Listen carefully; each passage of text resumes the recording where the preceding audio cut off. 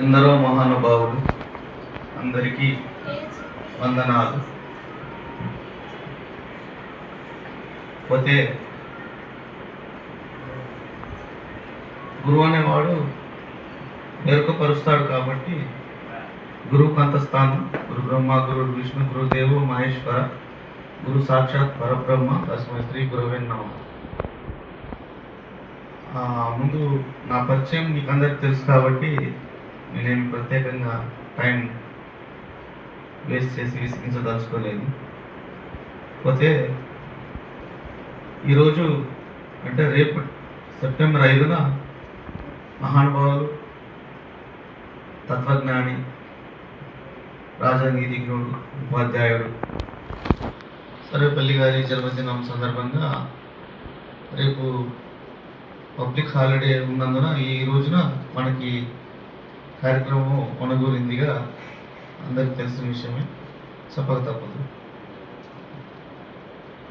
పోతే మనందరికీ కూడా ఈరోజు ఈ కార్యక్రమాన్ని వాళ్ళు అనుమతి తీసుకొని మన డిపార్ట్మెంట్ నుంచి ఈరోజు మనకి ఇంత ఘనంగా ఒక వినూత్న పద్ధతిలో వారు మనల్ని అందరినీ పిలిచి ఇక్కడ ఫెసిలిటేట్ చేసి సన్మానించడానికి ఉద్యుక్తులైనందుకు నేను మనందరి తరఫున ఈశ్వరి ప్రజాపిత బ్రహ్మకుమారి ఈశ్వరీయ విశ్వవిద్యాలయం వారికి, మరి ఈ భద్రాచలం బ్రాంచ్ వారికి నిత్య నిరంతర కృతజ్ఞతలు తెలుపుకుంటున్నాను.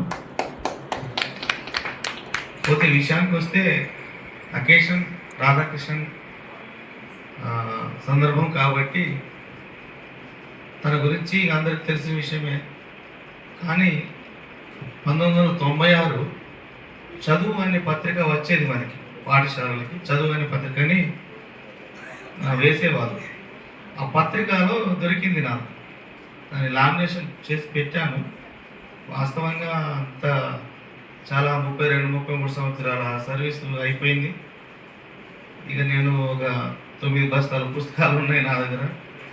ఈ రెంట్ ఇళ్లలో కదలడంలో అది తెస్తే లైవ్గా బాగుంటుంది అని భావించా, కానీ అది దొరకలేదు. చదువు అనే పత్రిక ఉంటుంది, అక్కడ రాధాకృష్ణన్ గారి కొటేషన్ ఒకటి, దాన్ని సందర్భంగా తీసుకొని ఇప్పుడు ఈ సందర్భం మొత్తానికి చుట్టుకున్నట్టుగా ఆ కొటేషన్ ఉన్నది. అదేమిటంటే ఆయన గారు ఆ చదువు పత్రికలో వేశారనమాట అచ్చు. ఆయన అంటాడనమాట రాధాకృష్ణన్ గారు, మనం ఈరోజు శాస్త్ర సాంకేతికంగా ఎంతో పురోభివృద్ధి సాధించినప్పటికీ మన అంతరాత్మలోకి తొంగి చూసుకుంటే ప్రతి వారిలో ఏదో తెలియని వెలితి.